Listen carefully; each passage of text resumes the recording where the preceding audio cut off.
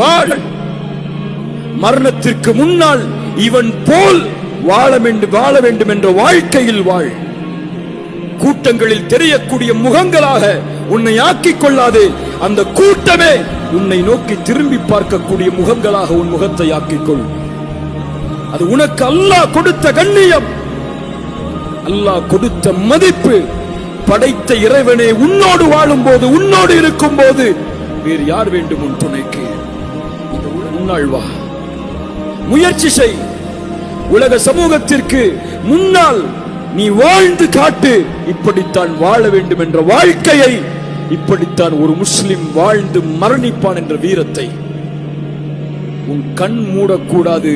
உன்னால் ஒரு மனிதன் வாழ்ந்தான் என்ற செய்தியை கேட்காமல். அதுதான் ரசூலுல்லாஹி ஸல்லல்லாஹு அலைஹி வஸல்லம் எனக்கும் உங்களுக்கும் விட்டு சென்ற பாடம்.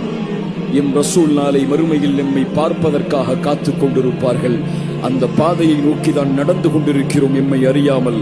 ஒரு நாள் இந்த உலக வாழ்க்கை எனக்கும் உங்களுக்கும் முடியும்.